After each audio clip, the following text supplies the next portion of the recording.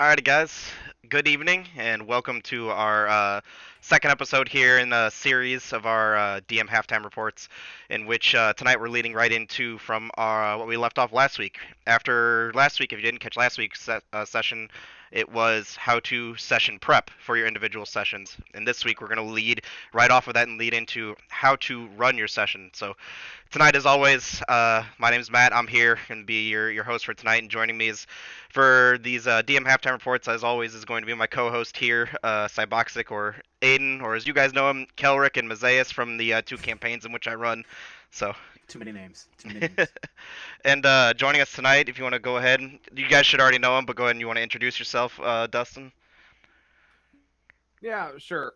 Excuse me. Hey guys, I'm Dustin. I play Hallen over in the main game in Friday Night Dice. I've been playing D&D since I was like 16. I've been DMing since I was like 17.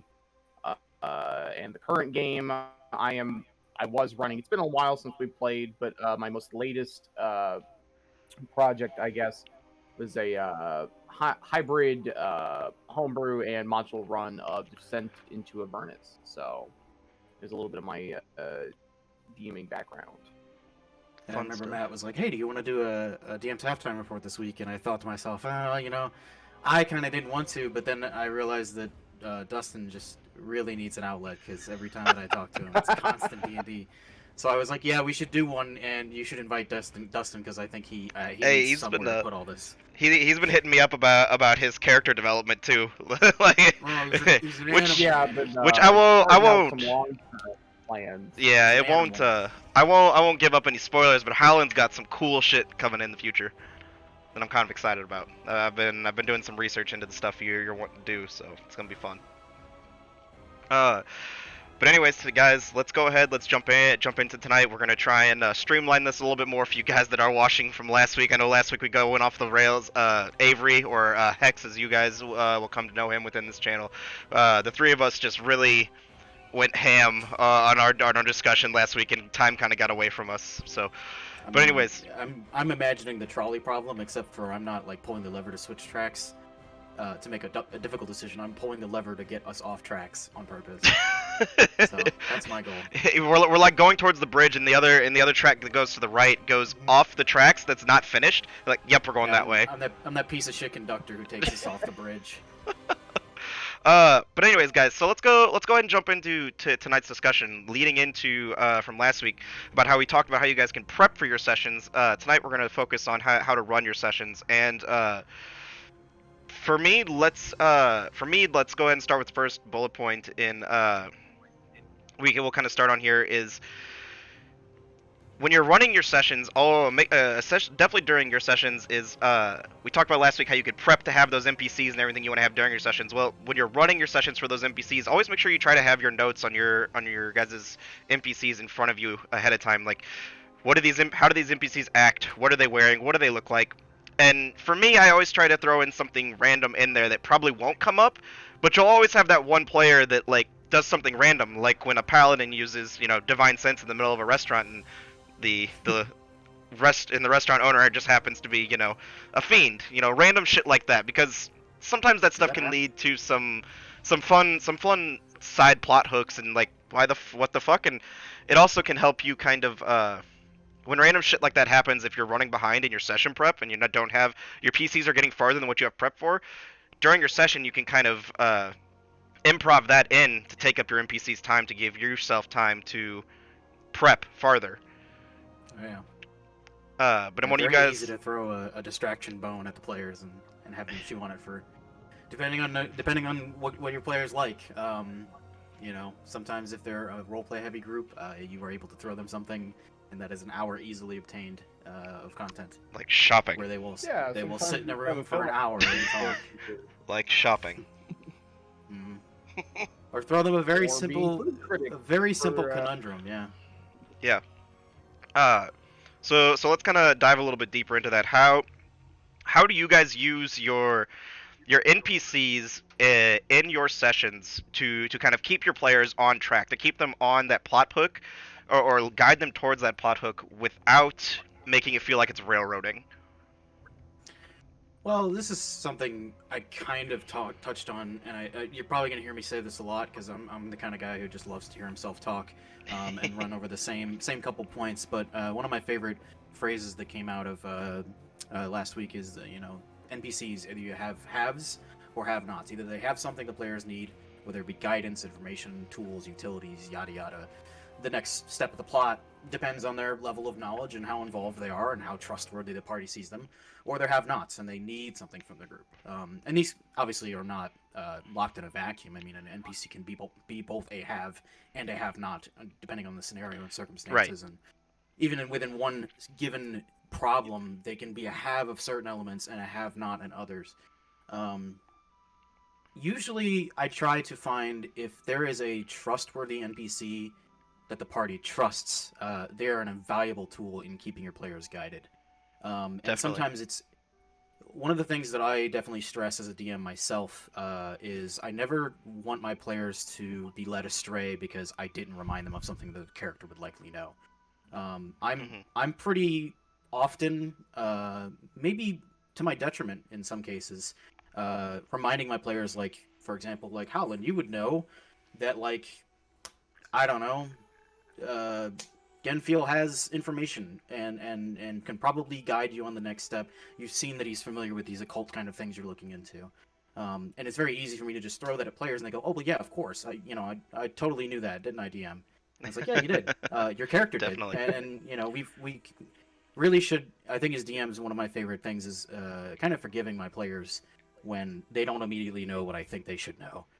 Because everybody lives very busy lives, and we usually play, like, once a week, once every other week, depending. Yeah. So, like, these things get lost in the soup of life. Well, and the your character wouldn't. And then the other thing that plays into that is we as DMs always know everything that's going on, even behind the curtains, and things that our NPCs know. And there's things that we sometimes, and I know I've been mistaken of this, that we assume our players are going to remember, but then you have to remember that they don't know everything you know. So sometimes you really have to throw them a bone and be like, your player would know this. Yeah, I mean, bottom line of what I'm saying is when it comes to using NPCs to shift the story, it also ties into, like, just as a storyteller and as a DM and as a group of humans that are all trying to have fun on a table together, not everybody's focus isn't in the same place. So Exactly. it kind of behooves you often to openly and remind your players of things that they ought to know. It's part of that dynamic of trust. And, like, DM, would I know this, and all that business. They're trusting you to run a good experience for them, and you're trusting them, for the most part, to stay kind of on the track, on the trail, and, depending on your party composition, it depends on what their focuses are. They're looking for the next step of the story the same way that you're trying to tell the next step. Right. So guide them, because that's part of your responsibility as a DM, and part of the, what can I call, like, moral transaction that's occurring at the table all the time. Exactly, yeah. They're trusting you with their story, and you're injecting your story onto their personal experience. But I talk way too much. Dustin, take it away. You got any hot tips? Sure. What was the initial prompt again? I believe. So the initial prompt is like it's fine. Took us off the rails. The initial prompt is those when you're running your session kind of on the fly, and you've already prepped your NPCs that you're going to have for those sessions. How do you utilize those key NPCs during your sessions to kind of guide your players and keep them on track without making you feel like you're railroading them? Sure. So. You're cutting out, bud. Uh-oh. Just, I guess, being on a monitor. Oh, yeah. Big surprise. Dustin's laptop's cutting out. If it gets bad, I'll hop over to my phone. Just keep me updated, I guess. Yeah, we will. But as far as making my NPCs function at work, at least when I'm running. Yeah, Dustin, I think it's time to make the swap. Yeah, you might want to swap. Sure. Your whole conversation there was just you saying function. They kept going in. Oh. Sure. Feel free to go forward while Yeah, Yeah. I'll touch on something real quick that fast. I Sure. might use It'll be back. I'll touch on something real fast. When the title of this is rather enigmatic and kind of misleading in a way. Running your session. There's the context there that needs to be said. It's your session for your group of players. Exactly. As a DM, obviously, if you're a first-time DM, it's gonna take time to build that cadence, build that understanding of like what they're looking for out of your game and what you're providing to them. And there's a lot of tools you can use, like zero sessions and campaign pitches, to make clear and evident what the goal of the sessions are going to be. I session prep a lot of different nuances depending on usually where we are in the story, which is kind of contextual and not very easy for me to give exact tips and tricks on. But also with the understanding of the desires of some of my players. I have a player, for example, who, as far as I have learned over the course of a campaign playing with him and running a game for him now, he's kind of just he is that guy who's looking, for the next fight. He's looking to see what's the objective, where are we going, when are we leaving, let's go. And for example, I know I'm kind of getting off the rails, but I'm waiting on Dustin, of course. Yeah, we're okay. When I'm planning on running a session that has combat, for especially, one of the things that I specifically plan is for that player, because I feel like that's what he enjoys out of D&D. He plays a lot of XCOM, Definitely. plays a lot of tactical, top-down, turn-based shooters and stuff like that. And I always make sure, for example, in most combat encounters where it makes sense, that there is the things that he enjoys, that he wants to see in the session.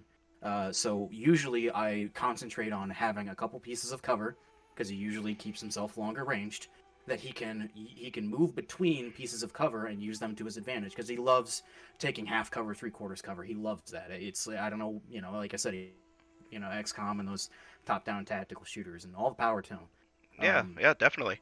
There will come times when I need to tell a story for him, and that's when the NPCs will step in and help guide him. But I already know, as a DM and running for him, that that's not his strength. And when that time comes, I'm going to need to guide him a little bit more closely than I would leave open-ended questions that I would leave open for other players. So when we say running your session, that's the trick of this whole and that's time report. That has me personally noticed. Your session is a contextual thing, and if you know your table and you know your party, your session's going to look a lot different.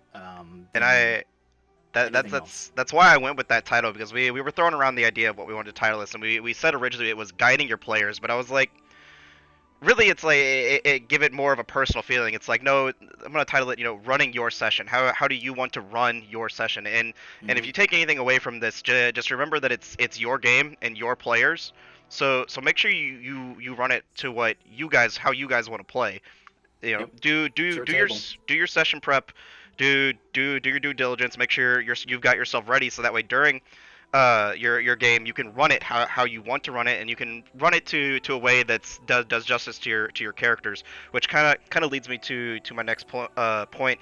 And this is more or less along the lines from in between, after session prep and after this previous session, leading into when you're running your session, is like get a firm idea of how, and this kind of builds off what you're saying, Cyboxic, is get a firm idea of how your players want to play, and then when you're running your session, keep that in mind. I like to keep in front of me a list during my sessions of what I know my characters, what their characters are looking for, and then as a side note, what I know my players and what my players enjoy. So like I have a couple players that I know really enjoy combat, so or not even combat encounters, but just situational encounters where they know they can do something, and having those reminders in front of you during your sessions is going to, at least for me, it really helps you feel like you've ran a better session at the end of the night, because then when those things come up where like there's a really good encounter for them to do something funny or use something from their backstory to kind of build more into their character, like for instance, I'll use my brother as an example. My brother Josh lives for combat in D&D, and and loves doing, he loves playing kind of crazy characters. So like his current character, loves owlbears, is a fighter that loves owlbears, and has like a thing for climbing. So I always make sure, like when I'm building my battle maps and like I'm running my sessions, and I'm running my sessions and things like that, I always remember, keep in my mind as I'm running the session, I'm like, all right, I got to put some stuff out there, because I know he's not going to really care for the RP points, but When I throw something from him that he can climb, and it gets into the combat and shit, he's gonna love that shit, and that kind of builds into when you're running your session, just keep those like bullet points in front of you, or if you have a better memory than me, just remember like there's more than just a couple people at your table. That session might focus on a couple key characters because that's where you are in those characters' backstories, but just remember when you're running your sessions, there you have a whole table that you have to cater to. Yeah, and kind of touching on that real quick, and then I'm gonna let Dustin have a word. Touching on that, and touching on a thing that we talked about last DM halftime, that I think is also really important is again this leads into knowing your players. But some players enjoy being able to solve problems with tools and utilities that they have, either on their character sheet or in their stats and abilities. And some players like to solve problems that aren't on their character sheet. They love when they're handed a problem that isn't on their character sheet. That's more than just a persuasion or deception or some other skill roll or history to get an answer. Right. And that goes into when you're running your session, enough variance. And usually I do it contextually based on who's asking me, whether a player in specific is like, hey DM, would I be able to yada yada? And I think to myself, like, okay, does Alyssa really want to solve this problem with something on her character sheet? Or is she looking for a world reason and an explanation of like reality and common sense? And I answer different. I would if all 6 of my players asked me the same question at the table at the same time, and I was able to independently whisper into their ear my responses.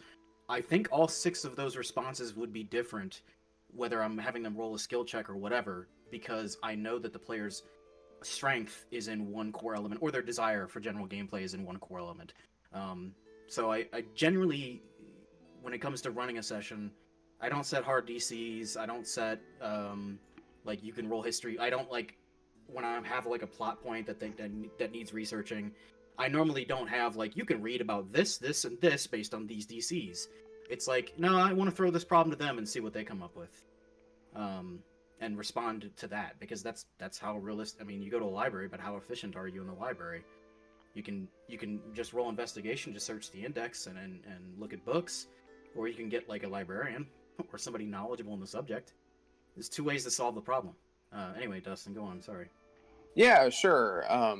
Hopefully the audio is a little bit better now that I'm on my phone. Yeah, you're not cutting out at all. Cool. But kind of going back to what Matt was ending off with a little bit as far as like knowing your players and what sort of encounters they're going to want. Obviously, talk to your players and understand what part of the game that they enjoy most. And I think most tables have a pretty decent mix of the 3 core elements, the role play, the combat, and the exploration. And those are things you're going to see in every game to varying quantities, but you can also sort of think about how you're going to highlight each of your players when you think about what aspect of the game they like. If you've got a, Circle of the Land druid that is really RP heavy player, and there's something going on in your plot that has to do with nature. Obviously, you'll see a lot of RP moments with that druid interacting with the natural world around her. But if you have, say, a stereotypical low intelligence, high strength barbarian or something, Paladin. And that player isn't really interested in talking to the bartender for 4 hours, come up with ways to not favor them in combat, but specifically highlight them in the moment. Give them a way to shine, basically. Yeah, for sure. Make an enemy that is designed to foil that character well. Give them interesting combat. Give them environmental tools to play around with on the battlefield, so they can see what sort of crazy things they can come up with. Or if you're talking about the exploration route, maybe you've got a rogue that kind of grew up on the outskirts of society, maybe like the nomad or the hermit background or something. They're probably going to do a really good job with like the lay of the land and figuring out routes, figuring out what speed to go. If you're a very equipment heavy game and you guys really care about like what your exact inventories look like and what the group supplies are, maybe they manage some of those for longer journeys if that's something that goes on in your game. Just talking to your players and understanding what they like about the game makes it much easier to have consistent energy throughout the game, because not everyone's going to be at the same energy level all night. So yeah, and having that's true. Also makes it a lot easier to run. Yeah. Absolutely. When you give pardon the phrase, when you give the power to your players, they have the capability to run large portions of the game where you just sit there and you listen, and you can even take in more once you give them those opportunities. You could even take in more understanding and learning of the kind of game that they want to run, because they're showing Exactly. Absolutely. they're Absolutely. literally showing you right then and there. And the more you let your players do that during your session, it gives you more time to understand their character and how they want to play that character. It gives you ideas, and even when you're running your session, make sure you got some way to either take notes, or if you're lucky like me and have the ability to go back and rewatch to get those notes. But either way, just make sure you have some way of making sure to write that down, or get a hold of it, because when you're in the middle of a session and your player says something and you're like, and you'll have an idea pop in your head, you want to make sure you have a way of getting it down so that you remember it, so you can come back to it. You will shoot yourself in the foot if you have not written it down. I tell you. that is very true. So I'll go take us on to our next kind of thing here tonight, and I'm going to talk about a little bit here, and I'm going to kind of focus on something that and I felt really good about it, but you guys told me I did it really well. So I'm gonna go back to like when you plan something that's really really big for your session, that's gonna be that you think your party's gonna really enjoy. And what I'm talking about is my chase scene from our previous episode. When you prep for something like that, and then when it gets to running your session, or I mean running it in your session, there's two different things for it. And here's how I did it, and my tips for it. So I had in my session a sheet in front of me of obstacles that I could throw around my players, and then general things that could possibly come to their aid. I kept it real simple, and kept it just. It didn't need to be over exaggerated. And then everything else they did, or everything that they did, it was all improv. I mean that shit that they whenever they throw that, and that's something that you just got to kind of be prepared for, and don't be afraid to just say something and make it real in your world. So when you're prepping for stuff like that and you're running it in your session, it's kind of trying to stay on track here. But my first tip is for something like that's kind of upbeat and more, and you want your players' actions to feel like they have weight to them and that they need to get them out quickly. Because if you don't, then it kind of takes away the feel of the chase and the thrill of the chase. So try not to leave too many quiet spaces or too many gaps for things like and this really only applies to like a chase scene or like a combat or something, or like maybe if your players are running from someone, and try not to have those. You definitely want to give them time to try and come up with an answer or come up with for something interesting that their character can do, but at the same time, if you let them go too long, it kind of throws off the flow of the game, and kind of dwindles down the feel of it being really a chase scene, and they're just kind of going from player to player being like, okay, what do you want to do, rather than for me, I really enjoyed how my players handle it. They was blurt out what you want to do, because this is a chase scene. You need to tell me what you're doing, or else you guys are going to get fucked. Yeah, your sense of urgency, especially in a chase sequence, but in combat or any other, there are, we call them encounters, and often when I hear the word encounter, my mind immediately goes to combat encounter. But there are all sorts of encounters. Yeah, but there's way more than combat. I mean, a tense social encounter, where everybody is socially stilted, is as stressful or equal or more so than a combat against a dragon. I would say more so. A tense social encounter, depending on the scenario, of course, but you can design, and this is all you can do this all off the cuff if you're good at improv. You can do this with a short list of notes about NPC and like what they need and what they want. But if you're in a tense enough social encounter, the stakes are higher than fighting a dragon out in the wilderness. If you're talking to the leader of a nation, or somebody who has real social power over the party, or can if they needed to flex their social ability. Tension and I talked in it last week, but very similar to the suspension of disbelief. The momentum, especially in a chase scene or any part of your game, is so important. Those almost quiet pauses. In music, it's beautiful because the silence between the notes is the key to music. In D&D, I find it to be kind of the opposite. If there's a deadpan silence at the table, if it's not in the right scenario and not because I don't know, there's like emotional weight in the room or something, like that's when silence pays dividends. But especially in chase scenes, combat, anything else, silence pumps the brakes so hard in your game and draws players right out of it. And the one thing that I do want to touch on, because I don't want to give the wrong idea here. I'm talking strictly for encounters here. Make your players feel like there is that sense of urgency, like Aiden's saying. But on the other side of the coin, when there's not that sense of urgency and you're just RPing between your players when they're trying to discuss what they want to do or how they want to handle a situation, don't feel the need to interject and feel like you need to fill that void for the silence. Let them be the ones to fill that RP and kind of and it's kind of nice in a way too, because it forces some of the people that are less likely to RP or just don't really RP as much to kind of interject at some point, because they want to fill that void of silence, because they want to keep playing. Obviously they want the ball to continue rolling, so they're gonna and it kind of helps some people come out of their shells a little more. So you really have to read your table and what your situation is. There's a time for letting your players fill the gap, but then there's that other time where you gotta really get them moving, and you gotta keep that sense of urgency. You're right, and I appreciate the clarity, because I guess at the like bottom line, what I would say is I agree with you, and don't read me wrong. There is not always a need or a requirement for a time constraint. Exactly. Yeah. No, not always.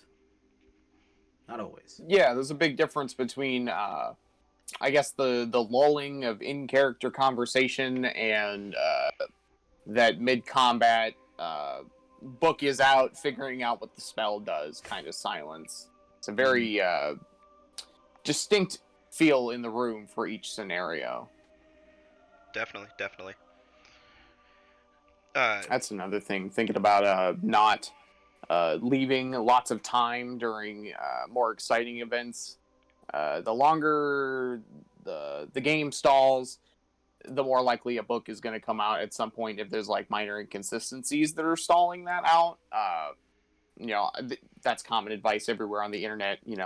At the end of the day, DM makes a call if there's a rule disagreement or some sort of issue. Then, and obviously it depends on the table, but sometimes, if you present the opportunity for the meta to kind of creep in, it will. And that's there's a general and this depends, I guess, on your players and the people you have at your table, but there is a general rule of thumb out there that, and everyone, and I think every DM and most players actually understand this, that when the DM makes the ruling, you just run with it, and then at the end of the session, you look it up and then decide, going forward, if it should have been done a different way.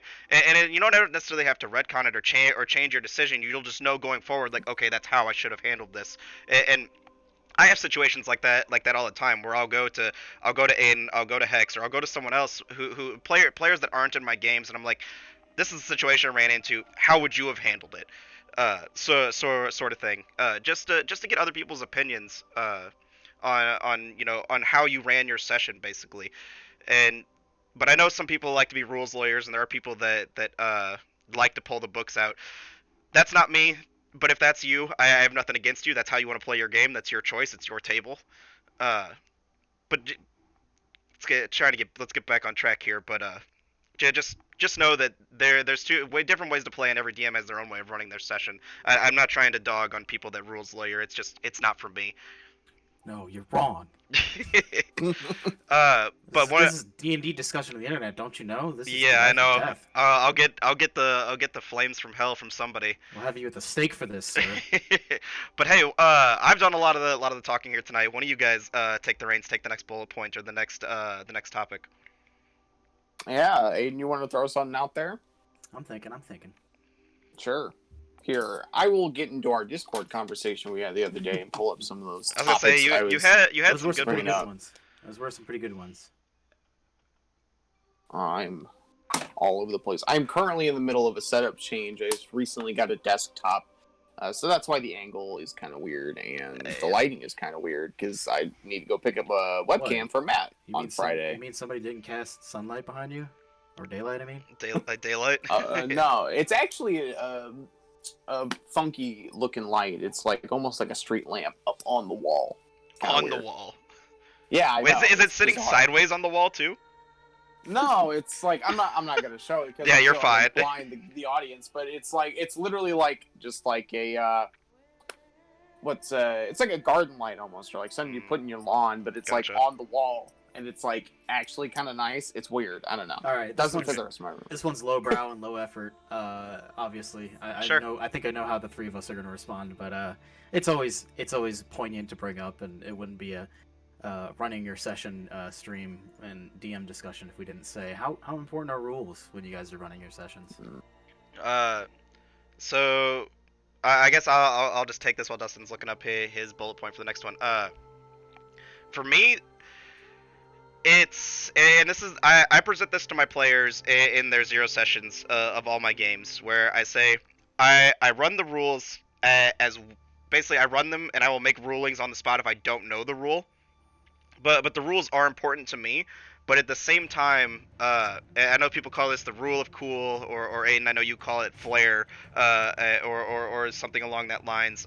For me, and I always have this one distinct example, which I'll tell you guys in a second, that I always go back to. But if you guys tell me something that sounds really cool, and the rules technically wouldn't allow it, I'm gonna probably make you roll. I'm gonna make you roll for it. I'm not gonna just give it to you because you made it sound cool, but I'm gonna give you the chance to make it happen. And my example for that is we were fighting it on a sand elemental, basically a reskinned wind elemental that was flying in the air, and one of my players said I have this ability which was Ice Knife, which, you know, in hindsight, it really can't do what he tried to do, but what he wanted to do is basically use Ice Knife to build a little bit of a walkway for him to get up to attack the air elemental as it was flying in the air.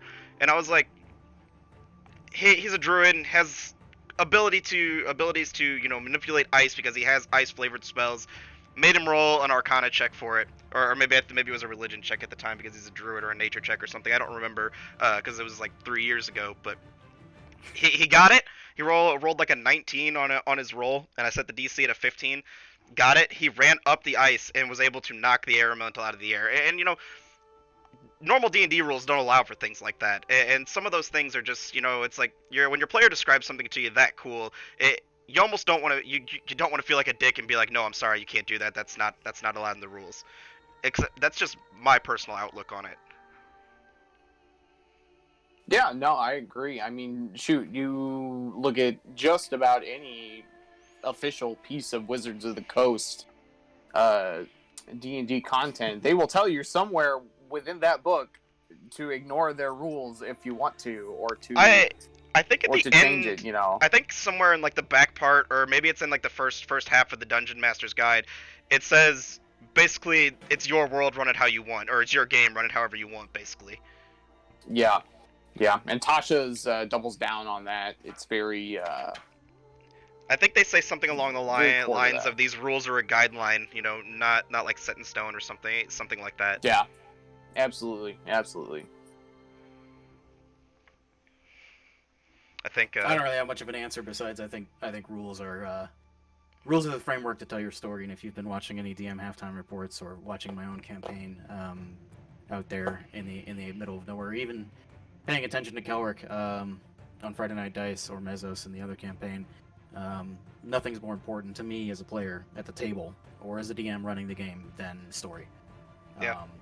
The rules are a framework, and you ditch that framework the minute it stops serving the story. Exactly. That's very true. I mean, it sometimes you can make a ruling in the moment during like a combat encounter that is completely counter to the rules and maybe counter to something you've decided on before, and you did it for the sake of the story. And sometimes that can seem like a ham-fisted DM move, And as a DM myself, I have to own up to that. Yeah, I've done some ham-fisted crap as a DM for the sake of the story, and yet, even though I realize that, I still don't have a desire to apologize for it. Because the choice that I made at the time, I think, served the story better, even though it made almost no goddamn sense. And that's my table. I focus on story. That's why I'm trying to DM. I'm not DMing for anything else other than my players and their story. I've said it 100 times, and I'll probably say it 100 times more. And I think you know that I run along the lines of very, very close to how you run your games. I'm very want to. It's your guys' story. I'm just here to tell it, and I will always try to live by that code as a DM. So if the rules aren't working for my current session, I'm gonna do whatever I have to make sure that my player's story comes across how they want it to, so that I do justice by my players when I'm running my sessions. For sure. You got your next one there, Dustin? Yeah, sure. So one, just kind of skimming through some of the stuff I was saying. One that I would like to bring up early, because I think it's important to the general discussion of running your game. How do you make sure your players are engaged? And to kind of expand on that a little bit further, what does engagement look like to you, I guess? Because obviously for each table it's going to be different. So sure. So I've got a couple things that come to mind right off the bat that are very familiar, or that I think were very engaging for my players. And the thing that comes to mind for me is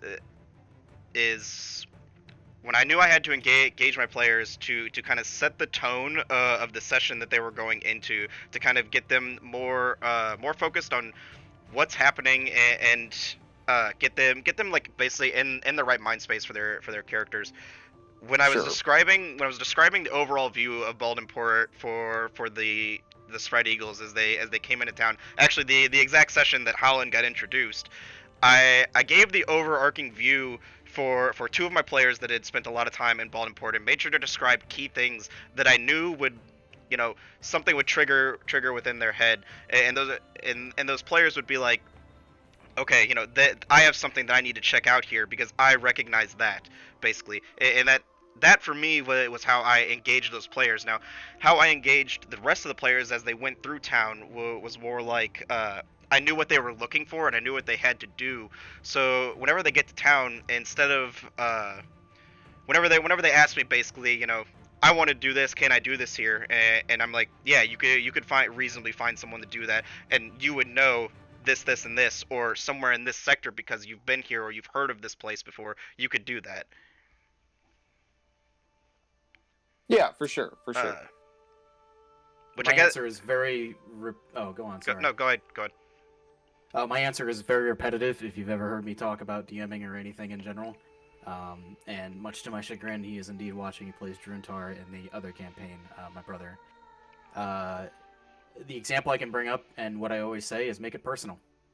If you see a character, I kind of started the story with a large intrigue and a couple of people, and like I said before, I've described my campaign before as like following a personal intrigue into a larger crowd of mysteries.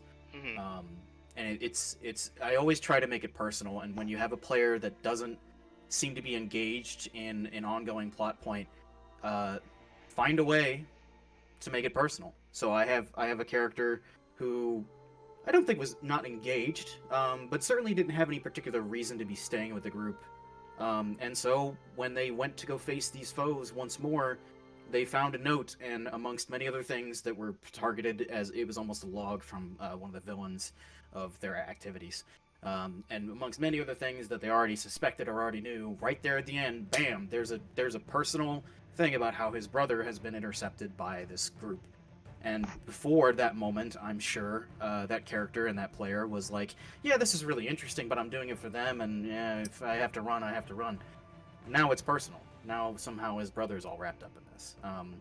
and it's kind of like that low ball with the you're waiting there with a baseball bat ready to take out the kneecaps, and it's so stupid easy to just say like, yeah, the villains are bad people, and guess what, you're wrapped up in it too. Because what are bad guys doing if they're not doing bad guy things? You don't need a scientific explanation for how it occurred, but make it personal. Definitely, yeah. And keep it personal. Absolutely. I mean, you're not telling it. You're not running I'm not running a D&D game to tell my own story. I'm running a D&D game to tell my player's story in the larger world. And at the end of the campaign, when they're level 15 and 16 or whatever and fighting gods, that's when I get to tell my story. Yeah. Another thing that I like to do to kind of keep my players engaged, and this is more along the lines of making sure I'm keeping my players, all of my players engaged. When the and this has to deal with when your party splits during your sessions. It's always and this, I don't want this to come off as sounding like it's mean or dumb, but for me as a DM, I hate when the party splits because I'm trying to track multiple different things at the exact same time, and I'm always trying to make sure I do justice by those players in their different sectors of what they're trying to do, which isn't always a bad thing, and it's going to happen. Don't think you can ever just keep the party together, because at one point or another they will find a reason to split, and they will split the party for various different reasons. But for me, how I engage those multiple players is to keep the other players basically from getting bored or kind of drawn away from what they're doing. If I know one person's thing is going to take a while for what they're doing, I'll try to give them a short blib and then leave off on like a bit of a cliffhanger, give them something to think about, to have them to keep them engaged in that conversation, and then be like, all right, while you think about that, we're going to go to what everyone else is doing. So that way those other players don't feel like they're basically getting left out because they didn't choose to go with the other player. Yeah, when your party splits, the best analogy I can think of is it's that moment when you're ambushed at night and you've got a campfire and there's wolves all around, and you've grabbed one long stick with fire on the end of it, and you're just poking each of them back progressively. When your party splits, it's very important to balance everyone and kind of poke them back, and then move on to someone else. Let you think about whatever the heck they're into now, and keep that kind of train rolling. Don't focus on anyone for too long, or else people tune out. But engage them, but then find a quick way to distance and move on to another topic or another person or another group if they're in groups of 2 or whatever. It keeps the whole table engaged, lets you have enough free time in between conversations and when they're dice rolling to think about whatever the heck that other person's doing over there, and generally helps you keep the experience as smooth as it can go when the group splits. Also, did you hear that, Howlin? I go east, you go west. Got it? Got it. Gotcha, Chief. So what about you? What about you, Dustin? What's your method for keeping your players engaged? Yeah, sure. Mine is very similar to Aiden's approach of just making things personal. Sure. At the end of the day, a character's motivation can boil down to something as simply as a what or a why. What is pushing me to go there, or why am I being drawn to this place or this person, or yada yada yada. Definitely. Yeah. A good example of working with player engagement narratively, I had a buddy in one of my games, in my Avernus game, who felt like it was a little bit difficult for him to interact with the game because the way he had written his backstory, his stakes were a little bit more focused on some of the nuances of my homebrew world, versus the immediate danger that is the plot of Descent into Avernus, of devils coming in and stealing cities, essentially. It really does boil down to that. I mean, yeah, that's pretty much the overarching plot of Avernus is devils stole a city. Yeah, and you're there to get it back. So the character was invested in the world, because we'd also run into the games in the world that my Avernus game also indirectly tied into. Sure. But I had to find a way to get him more invested in the main plot. So I talked to him, or actually, I think he reached out to me and he was like, "Hey, I've got some ideas for some backstory revision that I would like to take a look at, just to introduce some of the more infernal themes of the module into my character, so I can interact with them more." So I was like, "Yeah, sure." your village was attacked and raided, and people were taken to be slaves or whatever by the bad empire that has taken over large chunks of land. And you had escaped, and you come back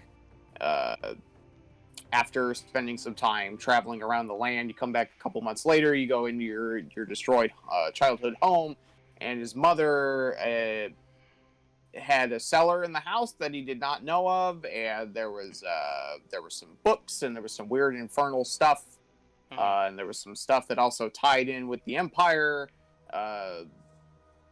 And having that information, he was like, okay, well, my overarching backstory now ties into this main plot. So now I have a reason to go to hell. Which, Descent into Avernus can be a tricky one if you go off the script on giving your characters a why. Most people won't just go to hell for the sake of it. So you have to make it really personal. And that's how I worked with that character to do that. And that's more of like narrative intrigue thing. But as far as just like the game itself, I run a relatively heavy improv game on my part. I don't really like writing out a ton of notes unless it's for like dungeons or combat.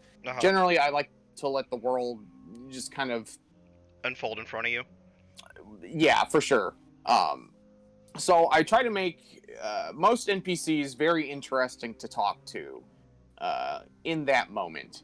And it can be, usually it's kind of subversions whenever I do it. I think of when I was running this one section in a game, they were staying in an inn for an extended period of time, and the innkeeper was very soft-spoken halfling woman.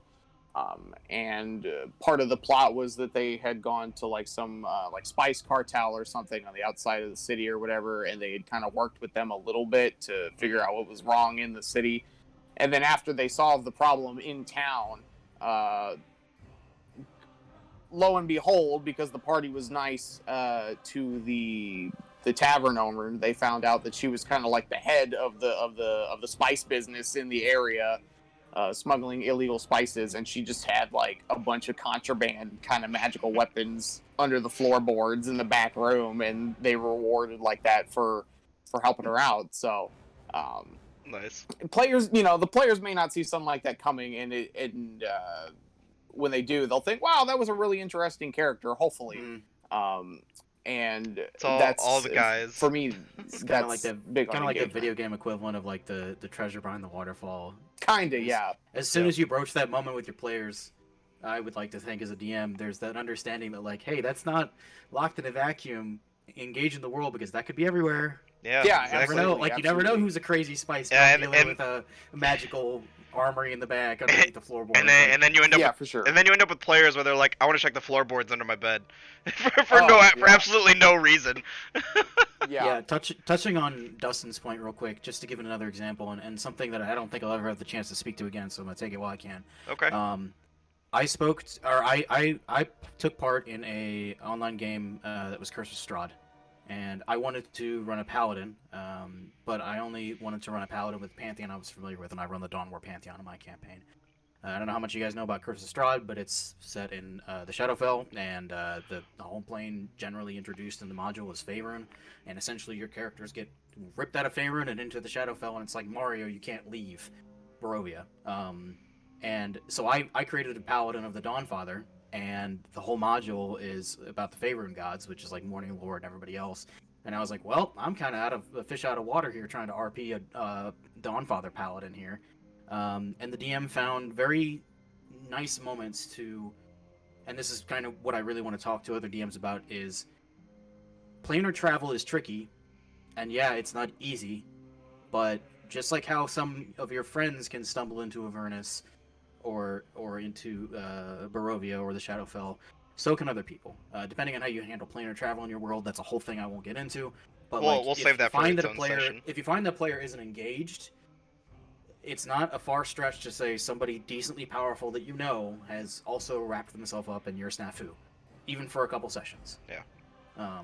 So it's that very easy way. Don't feel like just because you're locked in Avernus that you can't, or in Barovia, but you can't introduce personal reasons and personal stakes. So I kind of want to build off what you were talking about there for a little bit, Dustin, and that's about improv and improvising during your sessions. Sure. So I ran into a situation recently because I have two points here. I ran into a situation recently, and actually in one of my stream campaigns, and I'm a little hesitant to say this because I don't want any of them to watch this and to have an inkling into what happened. But essentially, I'm running this short campaign for a group of people that Aiden's a part of, called the Silver Sparrows, and I have this overarching plot that their characters are a part of because it's a short campaign, so there's not really much backstory build off for their characters. It's more or less focused on the story and what their characters are doing in that story.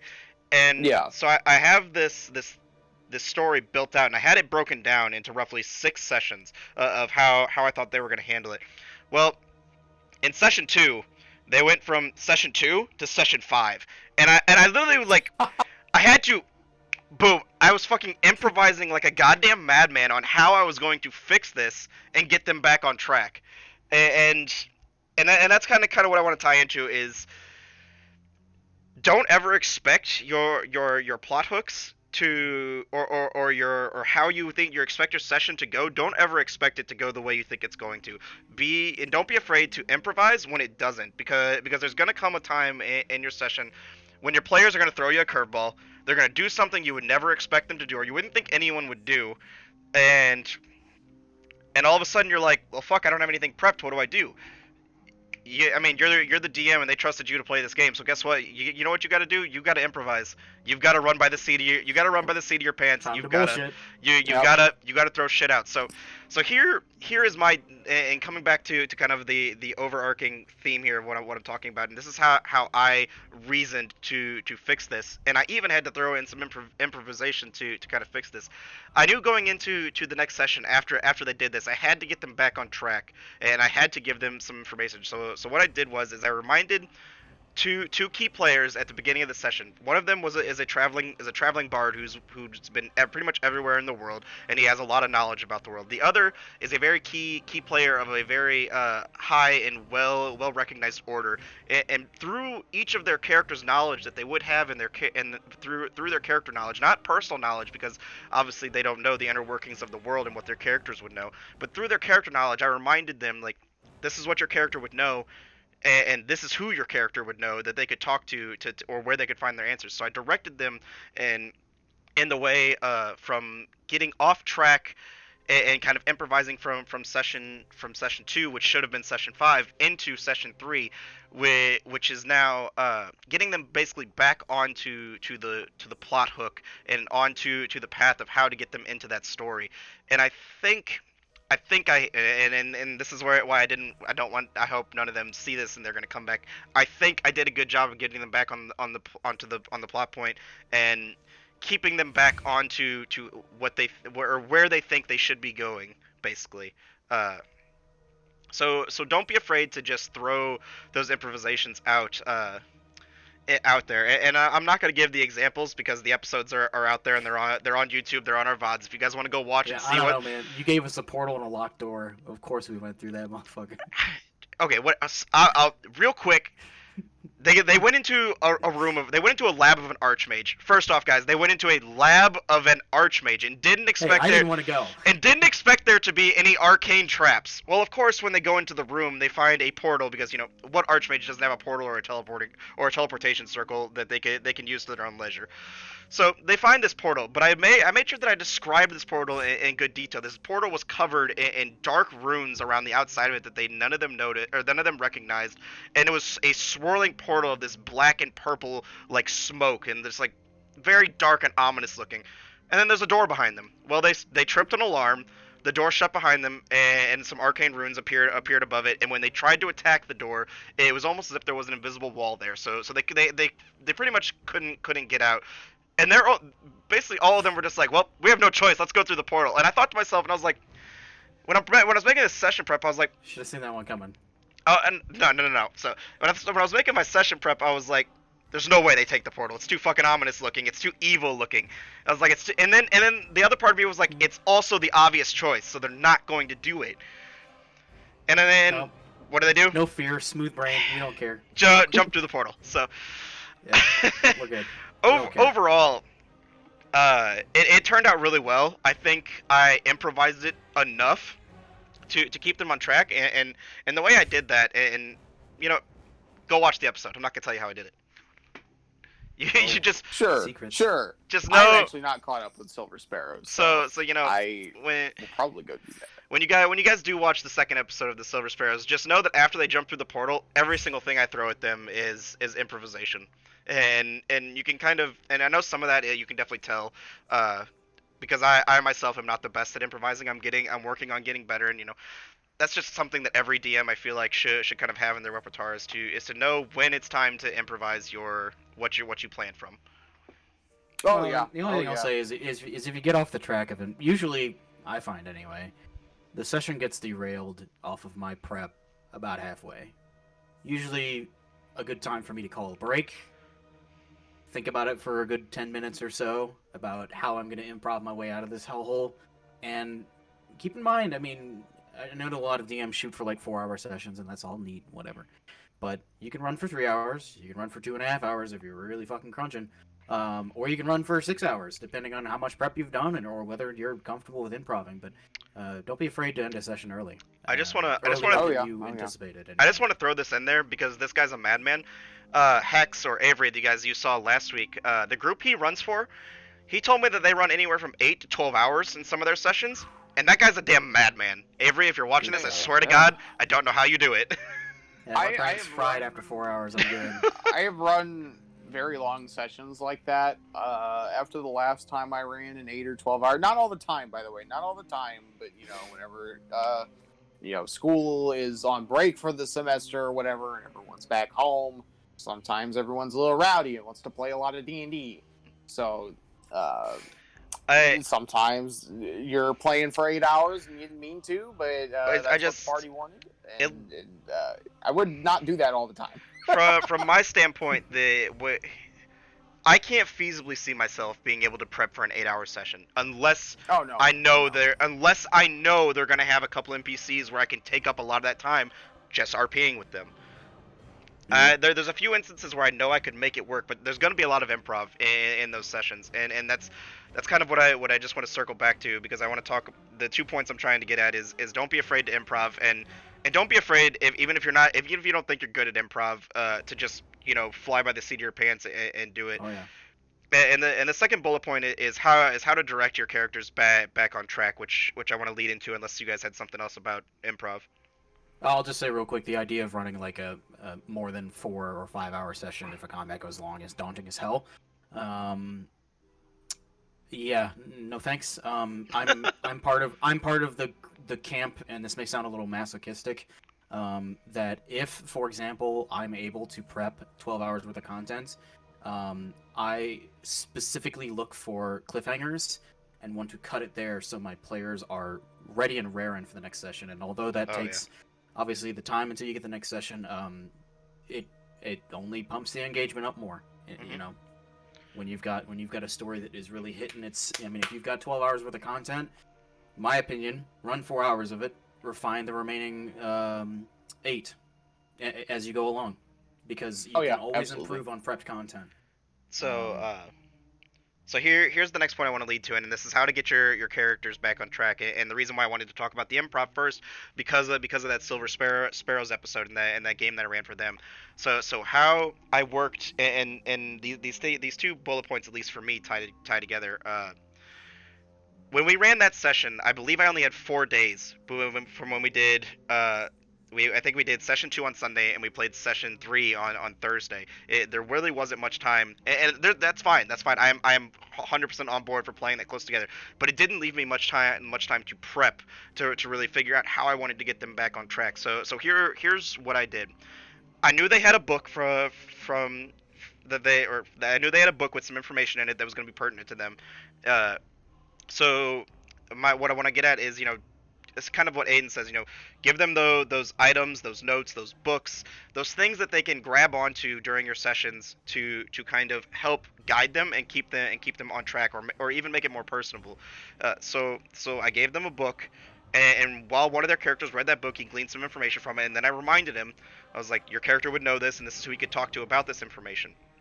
So when they went to do it, and because I didn't have much time to prep for this, and this is how I knew I wanted to keep them on session, all I prepped for that session was the information that he was going to have in that book, and then the NPCs he was going to talk to, and then from there on, they got through a lot of shit that I just had to improv because I did not have the time to prep for it. So for me to keep your characters back on track is it can be an NPC, it can be an item, it can be some information they find in a book, it can be a letter, it can be something very minuscule. Maybe it's something the town crier is yelling as he runs through town that can catch their attention and get them back on track.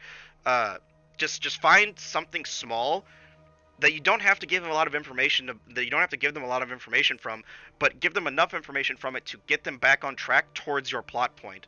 That way your session, and from then when you do something like that, which of course characters have their own choices, they can do whatever they want, but for me at least, it feels less like you're railroading them and more like you're just guiding them back towards what you want them to do. Because then they have the option. They can say, well, fuck that, we want to go do something else. Characters can always do that. That's their right. But at least you give them the option to kind of guide them back onto your story, onto your plot point. The only thing I think that's a perfect answer. I don't really have much to add. The only thing I would add is don't be afraid to throw them a Stay Puft Marshmallow sized problem that is a very soft blanket. Oh yeah, good point. Like sock them with a pillow and say, "This is a problem. How are you guys gonna solve it?" And if they choose not to solve it and continue on their tangent, then so be it. Don't give them a problem that has to be tackled like absolutely immediately, changes the whole game, or else congratulations, now you've railroaded them. But hit them with a soft pillow kind of problem, and most players will go, oh, okay, hang on, let's pump the brakes, let's refocus, let's solve this, and let the resolution of that be the steps or the carrot on a stick that you hold in front of your players to try to get them onto your next plot points. Yeah, exactly. And one thing which it doesn't really pertain to that, but when you're running your session, just remember in the back of your head that if your players don't follow your plot point, it gives you a lot of fodder for some good story points, because if they don't follow those plot points, remember those plot points have consequences.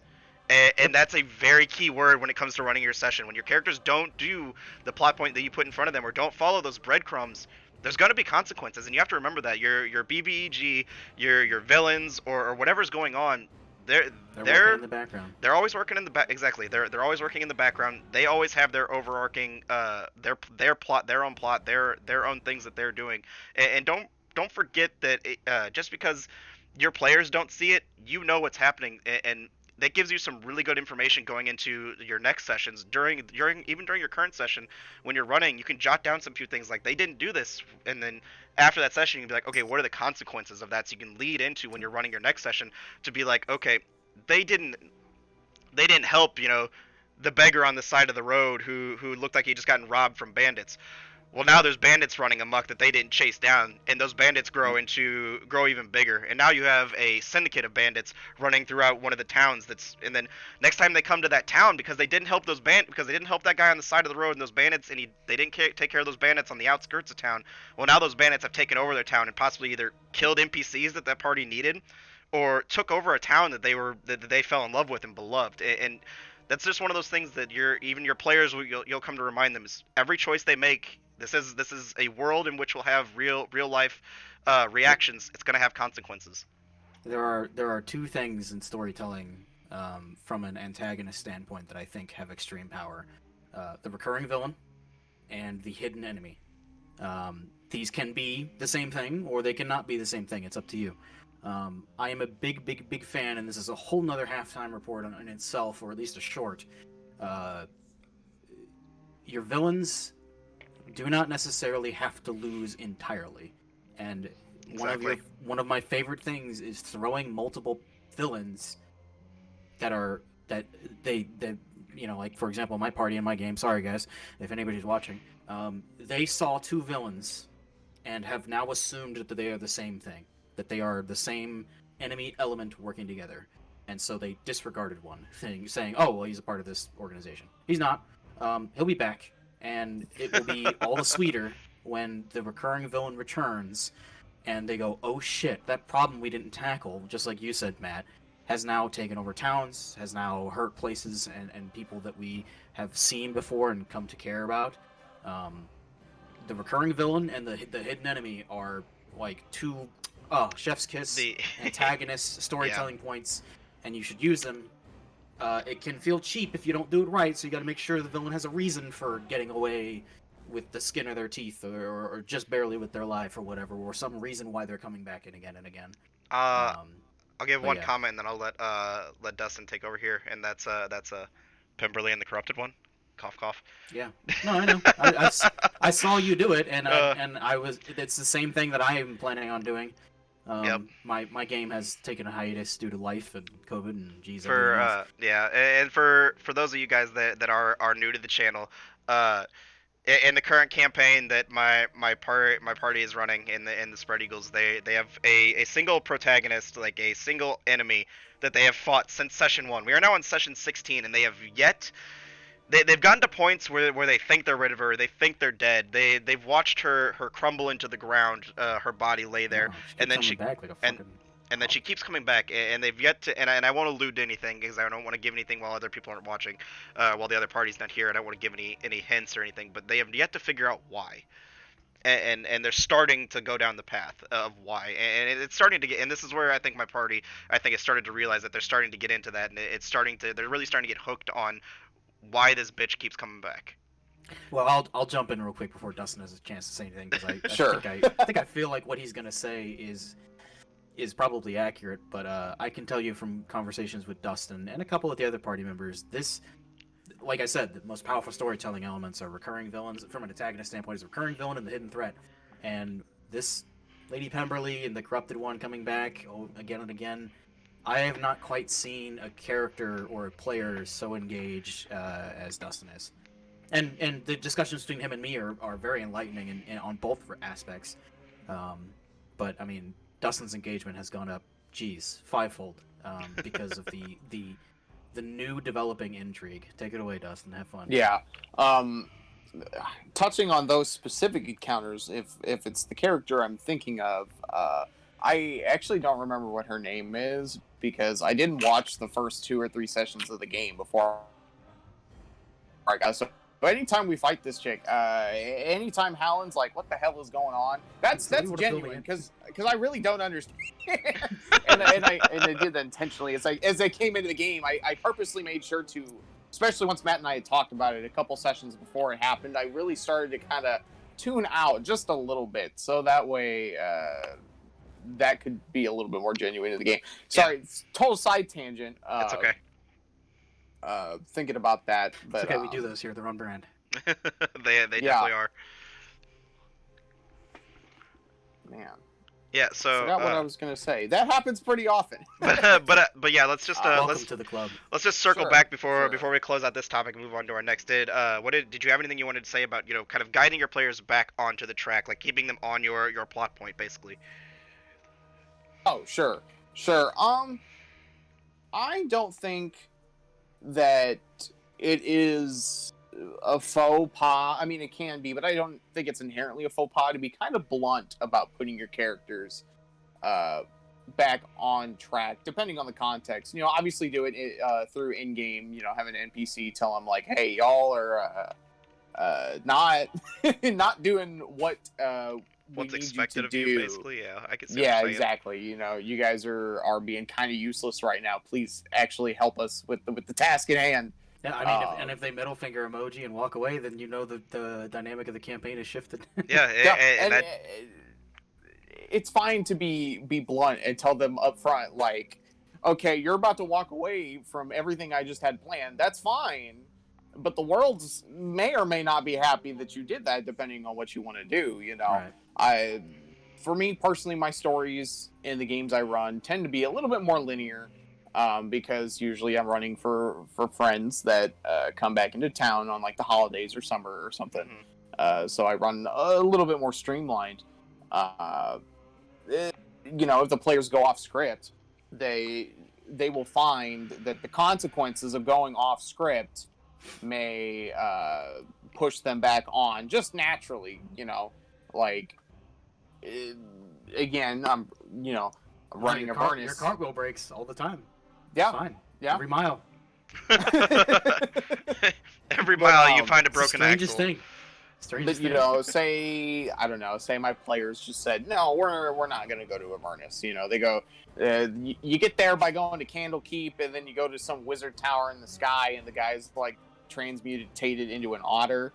It's kind of weird. But like, say the party gets there, and this otter Sorry, man what? is like, I'll take you to hell, Wait, what? and they're like, Is this a thing? yeah, that's how you get to Avernus in the module. Is the little Huh. otter man wizard. He's like a level 8 wizard or something. Are I you don't s- remember exactly. He casts plane shift, takes you there because he's on favor for another NPC that the players talk to. And then the second he gets there, he dips. So he's not very reliable. He's just doing a service.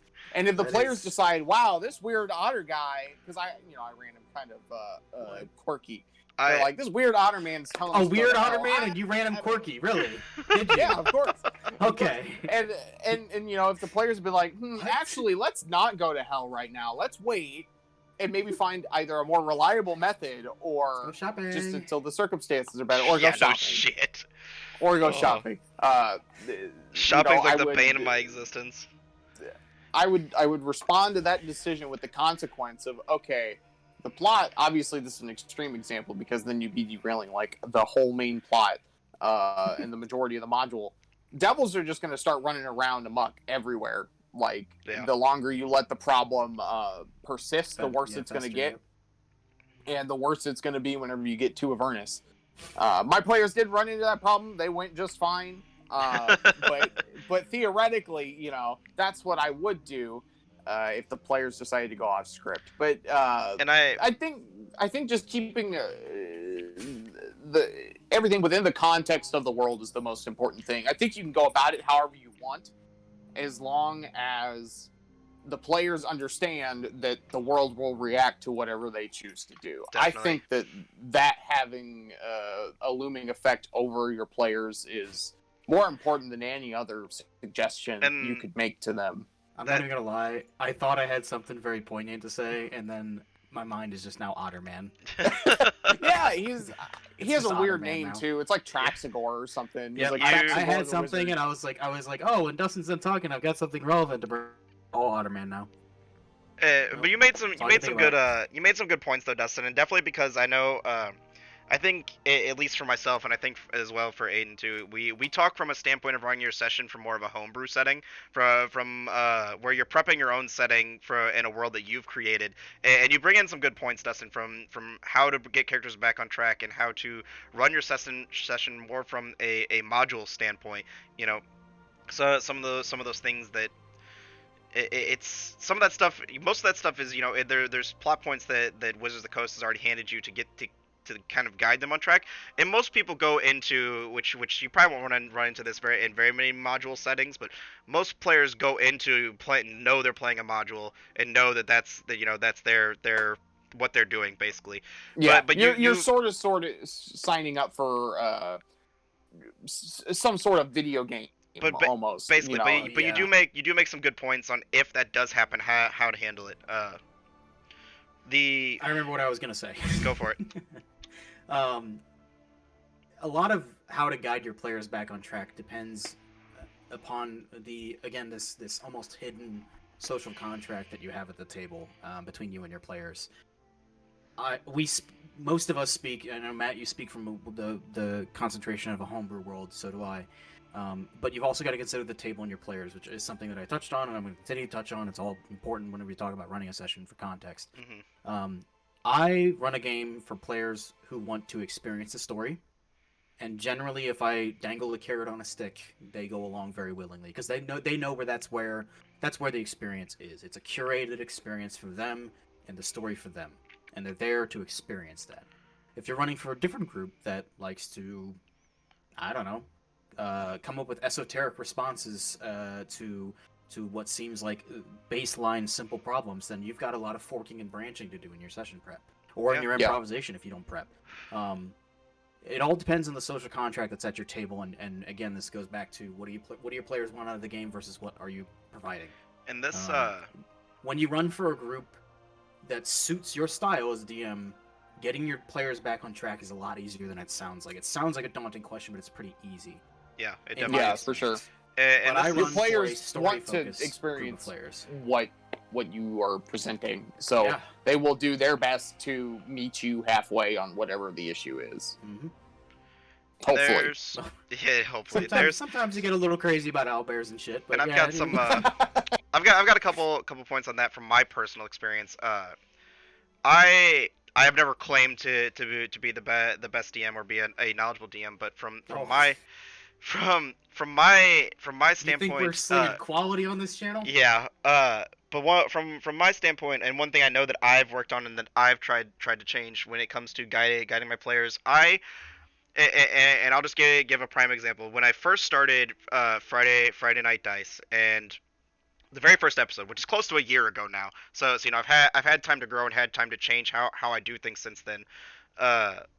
But in those very first couple episodes, I had my overarching plot, which the party is still following because it's a very very big plot line, basically of what I'm considering Act 1 for their campaign, and I left more or less breadcrumbs instead of a carrot on a stick, like Aiden said. I left very minute details, very very small things on which some of their characters they would be like, I pick up I describe stuff around them. They'd be like, all right, I pick it up, and then they just forget they have it, and they'd never go back and look at it. And I think to myself, I was like, all right, well, if the character doesn't look at it, I'm not going to tell them that they have it because I want them to come across it naturally. I wanted them to kind of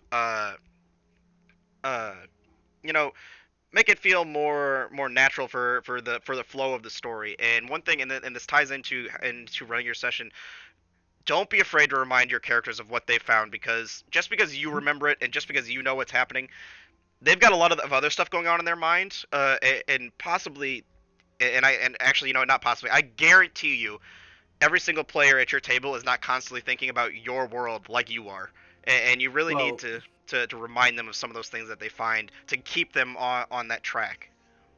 And we talked about this with Hex, and I think it's poignant to bring it up again.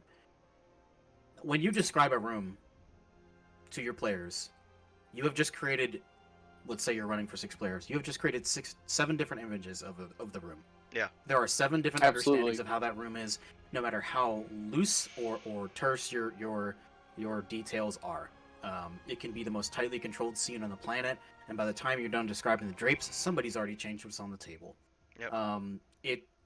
So players are looking, or at least, again, this all goes back to like social contract, but by and large, and Matt, I'll speak real quick about the differences between you and me, because I think there are a couple that I had to adjust to. By and large, players are looking to be guided. Unless you're doing an open, like, free world where they can go to a town and pick up things that are outside, like almost like an RPG game where if you beeline across the map, you're gonna find level 50 enemies chilling, and you're not gonna be able to fight them. And all the quests there are outside your level, yada yada. Nothing you can do. You basically just you want to go fight? Yeah, you walked yourself into a scenario where you then spend the next week learning, oh shit, I'm not supposed to be here yet, and you walk back. That's yeah.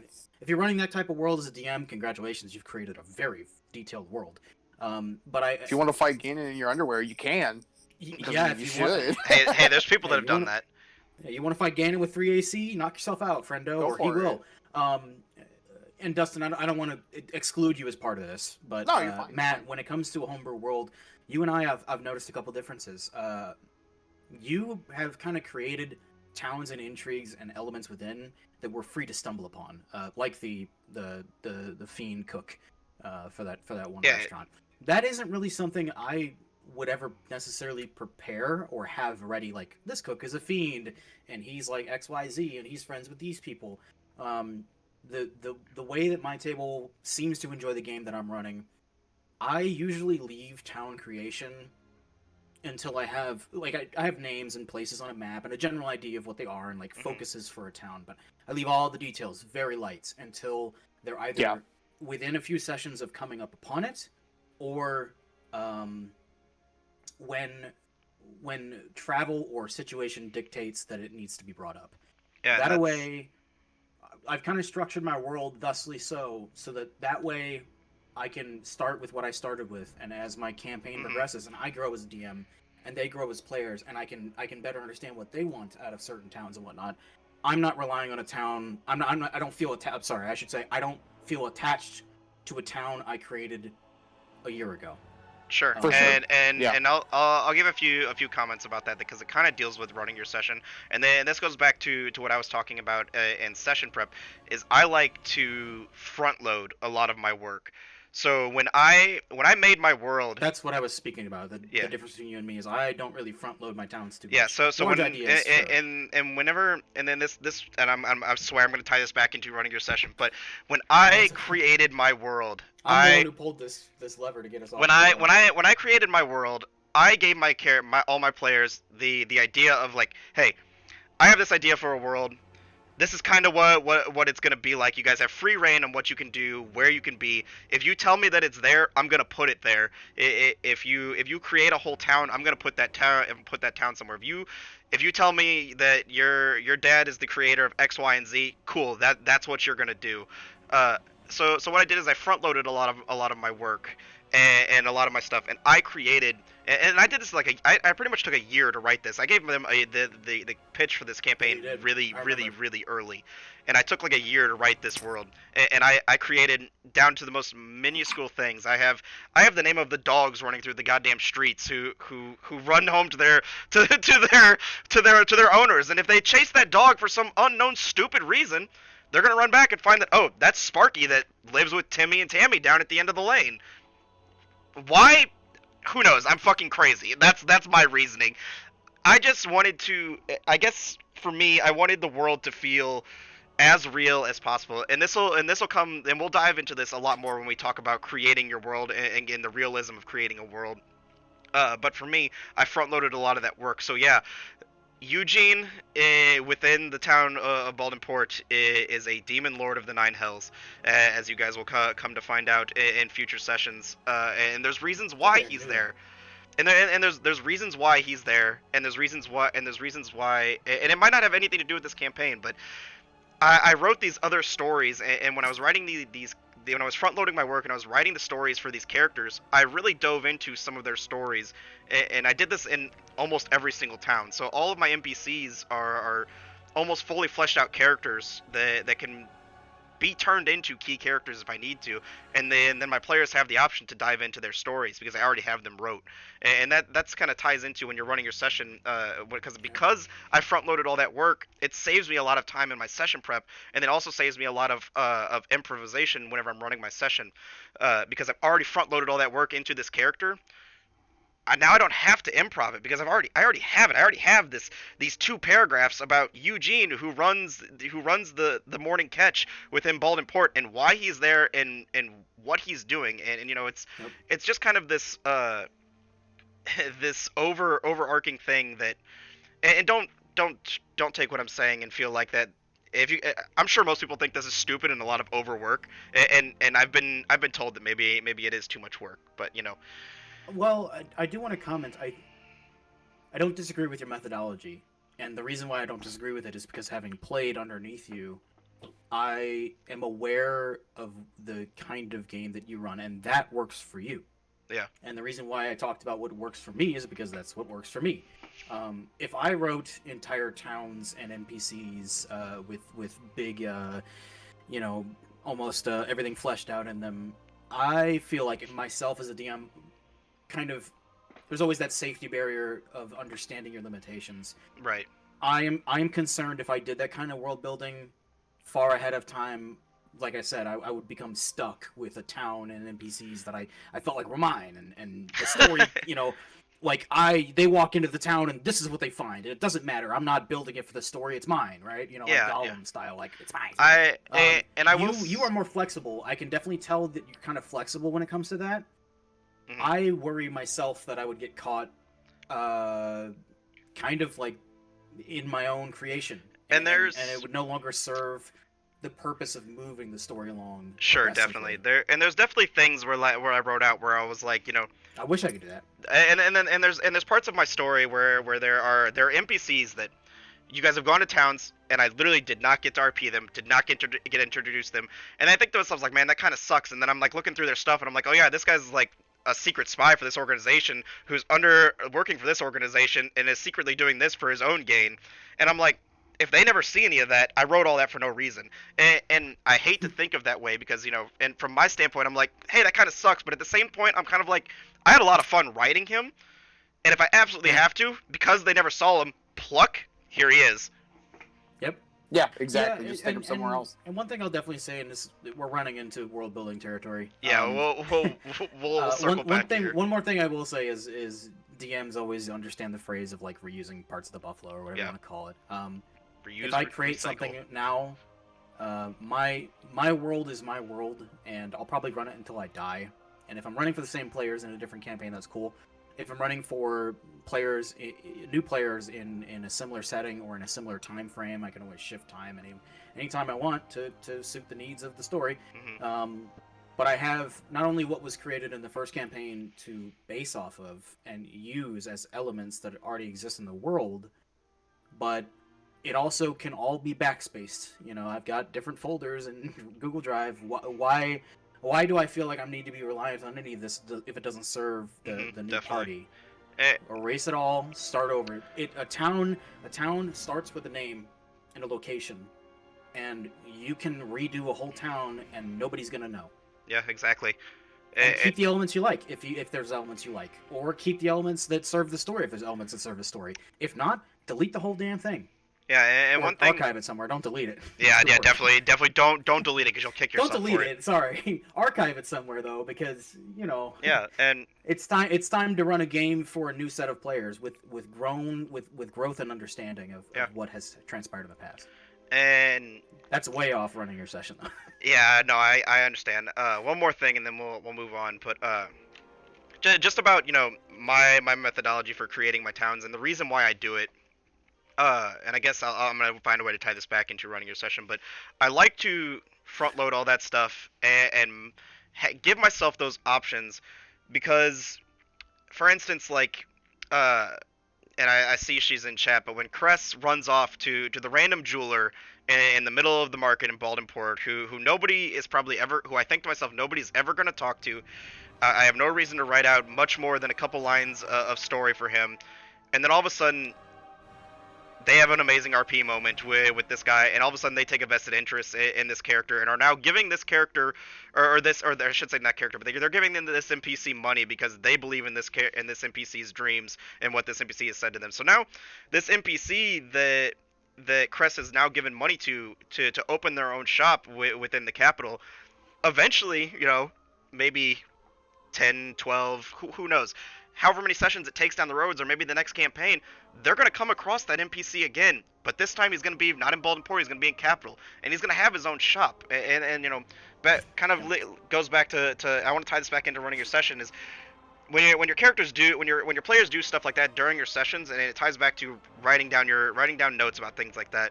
When your characters do something that you think is minuscule, but you write something they think is or that you think is minuscule, but they latch onto it and they do something with that NPC or have a certain interaction with that NPC. Later down the line, whenever you tell them like, oh, you see, Herbert Fitzgerald or whatever the hell that NPC's name was, I don't have my notes in front of me. He now has his own booming shop within the capital, and it's all thanks to your character handing him off that down payment to be able to pay to open up his shop.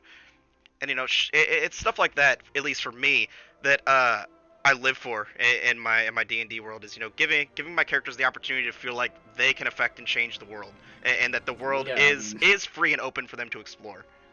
I'm sorry, this rings 3 gold pieces, hands over 10 platinum. Yeah, no shit, I know. Cress went Welcome fucking. To Cress. Funded a whole fucking. Cress founded the entire sales branch. Yeah, exactly. Yep. Throwing money like, I don't know what this is here. It looks shiny. Yeah, no. Oh, I have all these NPCs wrote down. I'll never forget. You're right, Tyler. You will never forget, but Cress will. Yeah. Got him. Yep. Right there, Delta the jeweler. Yep. Oh, she's got it. But anyways, guys. So back on track here, because we got a little bit off track, and I do want to stay on track a little more. Back to running your sessions. Let's see. So I know we talked about how to guide your characters back onto your plot point, but let's talk about how to adapt your plot point on the fly whenever your characters react to it in a way that you didn't expect, like when they jump through a portal, and when you didn't expect them to.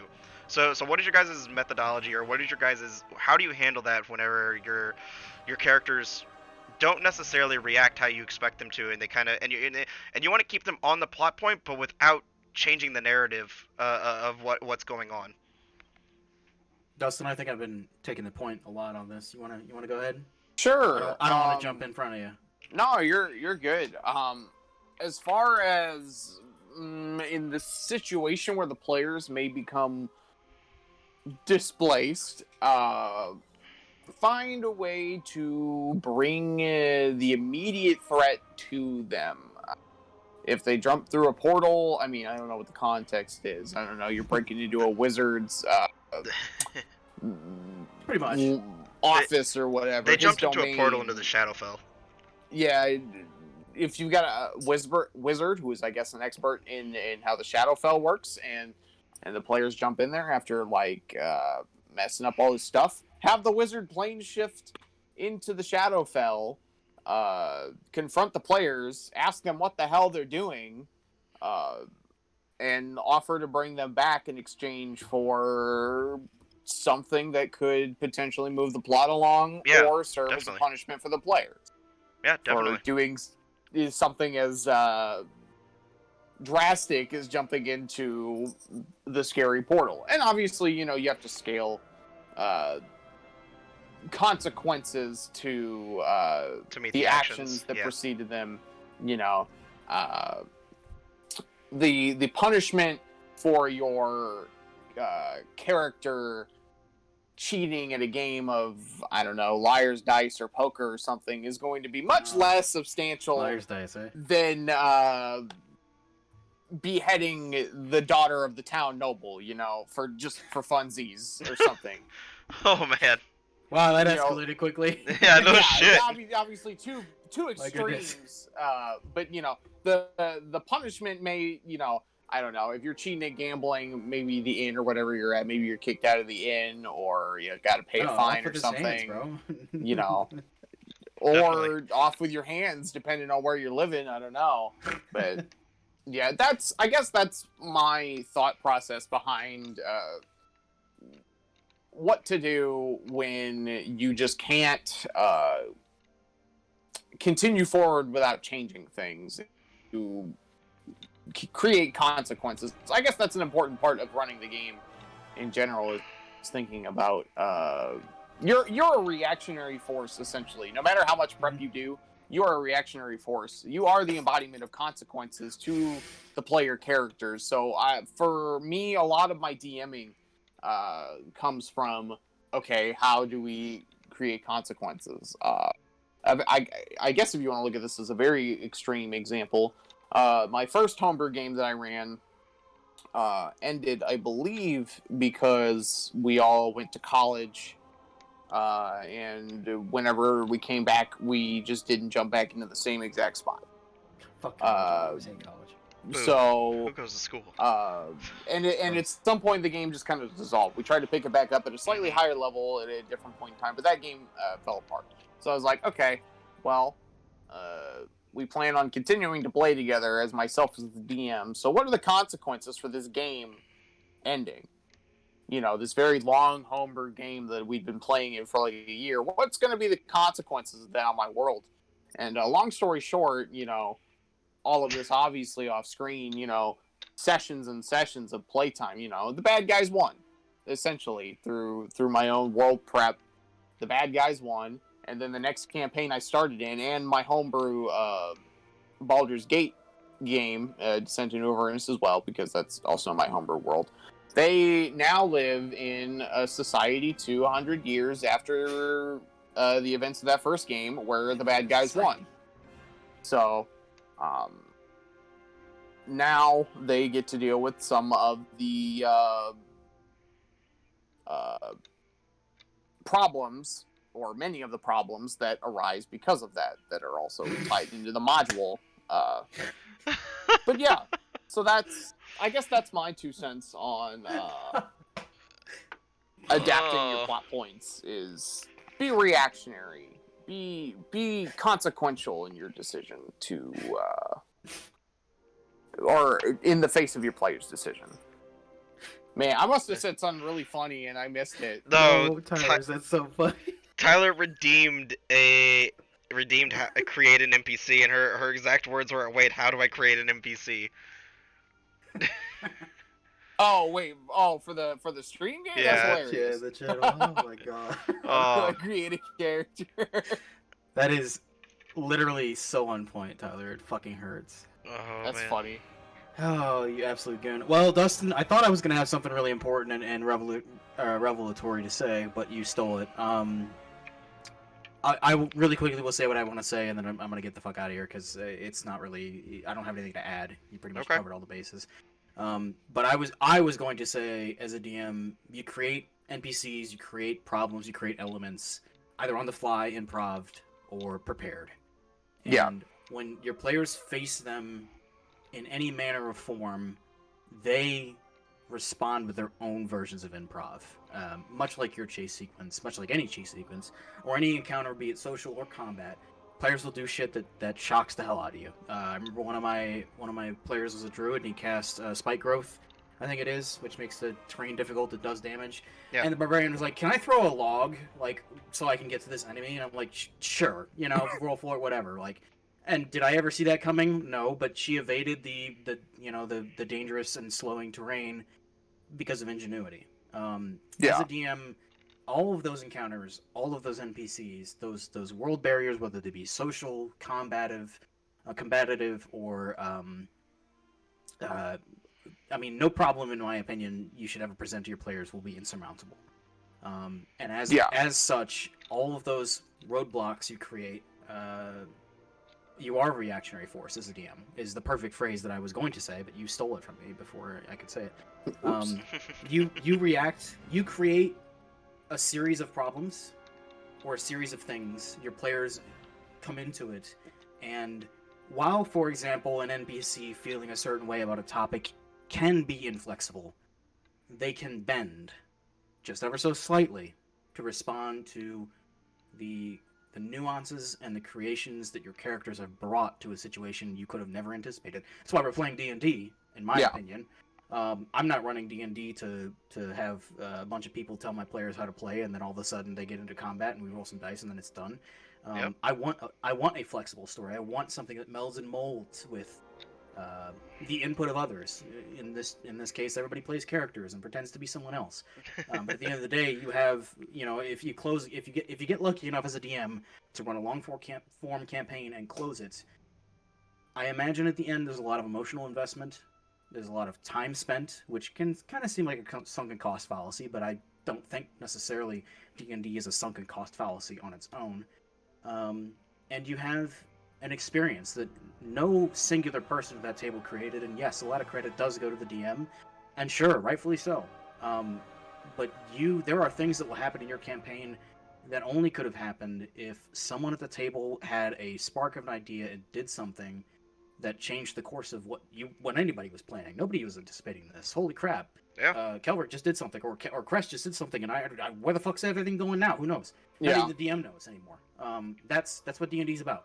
You Or are a your reactionary party force just as a DM. starts calling your big. I can't remember exactly Your what it big was. bad evil guy, They start man. they start calling your big shrine that they're gonna come back to 10 sessions later. gazebo, the gazebo, yeah. You know. Sometimes they do that. Fucking That's hate you weird. guys. I don't think I've ever seen someone do that. But Oh, really? You don't say. they ever did. Yeah. I swear to God, I told Tyler, I was like, I'm gonna print out some goddamn dragon feet and some giant eyes. And I'm gonna put them on this goddamn gazebo and make you guys fight it.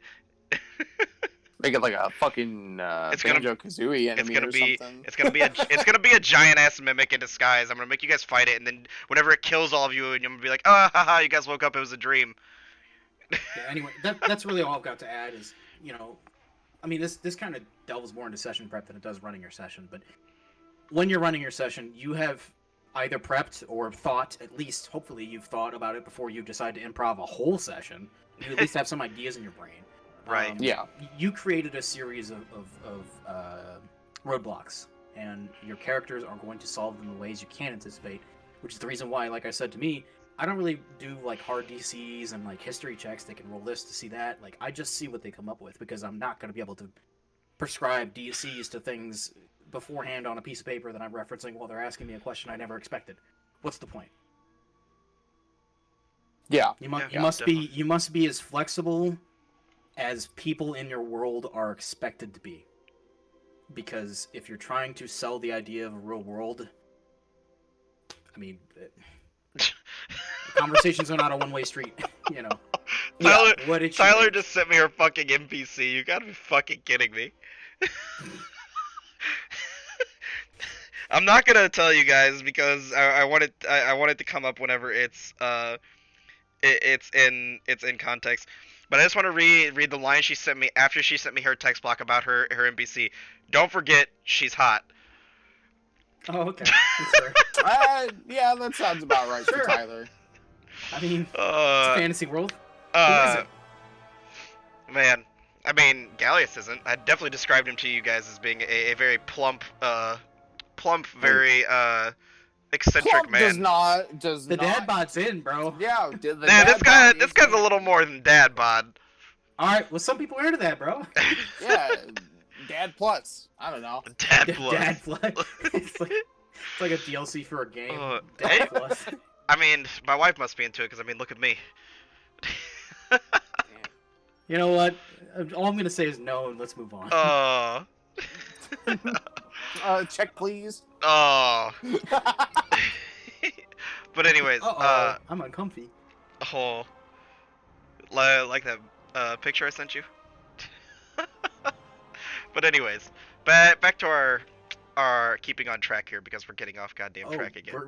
We're on the track? What? Oh yeah, no, we went from being off the track to being in the bottom of the lake on the side of the track. I guess we just derailed this podcast. That's fine. Yeah, no shit. Hey, also Evening Vader, Tyler, let's see who else is in chat tonight. I saw someone else. Wait, we can talk to chat? Big Mac Lover, that's yeah. a good idea. Hey guys, good evening. You know, hey, Sue's here. What's up, dude? I haven't seen you in a while. You haven't caught one of our streams in a while. Sue belongs here. Yeah, he does belong here. He is my oldest and most loyal viewer, and will always be one of my favorites. Well, that's just favoritism. It is favoritism, and I'll be honest Just about making it. an NPC. Just making an NPC, he says. Man. Yeah. I should ban players from being able to make them. Question to the DMs: why did the chicken cross the road? Well, you see, the chicken was actually a dragon that was polymorphed into a chicken, and he needed to cross the road in order to get to the city on the other side, so that he could polymorph back into a dragon and destroy the city. Listen, this answer's pretty simple. Alright, the chicken decided the road was in its fucking way.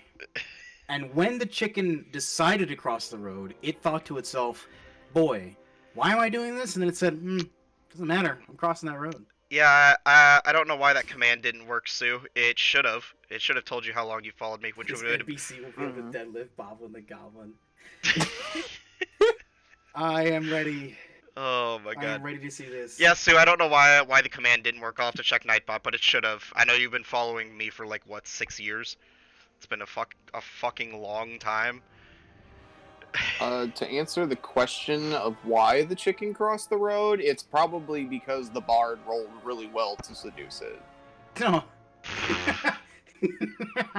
Okay, back on track, guys. So guys, let's go ahead and finish out. We're gonna finish out wait, D&D. Is that, what is that supposed to mean? Is that directed at me because I play WoW, Sue? I'm pretty sure it is. Or is it because you also play WoW and you're talking about yourself? Question to the DMs: what happens when a D&D DM encounters a WoW GM? I mean, I'm a D&D DM, and I've encountered WoW GMs, and we talked lore, we talked all kinds of stuff. I don't know. I guess if that's a question directed at me, because I based a lot of some of my inspiration off of WoW lore, and where I drew a lot of my inspiration for some of my cities and some of my bigger things. I guess for me, it's just like when you encounter things like that, it's just, you know, people are gonna tell where you drew your inspirations from, and just remember to give them credit. You know, you drew your Yeah, inspiration. I mean, you look deep enough, all DMs steal. Nothing's ever original anymore. You So can't much create so much something. fantasy stuff has been around for so many years now, and somebody somewhere has thought of your idea and created it somewhere. You might think you have the most original thing in the world, but it's out there. It's somewhere. Somebody's done it before, so don't be afraid to do it again, and just make it your own. It's all about how you hodgepodge your ideas together. Not to Yep. go super into detail with my inspirations, but Howland is a very good example of that. Howland is a mishmash of like 4 or 5 different characters into one little half-elf man running around with his robot turtle. His You robot know. turtle. Speaking of, I'm going to what get was an that you I'm sent going me to a get while an back, emote Dustin? made for Spud. Spud emote? Spud emote? Spud emote. I have a handful of We need it. emotes which I put into our Discord chat for you guys to vote on, but to give me feedback on, and nobody gave me any feedback. So we'll see what I decide to do. I have something that I would like to share as soon as I find it. Okay.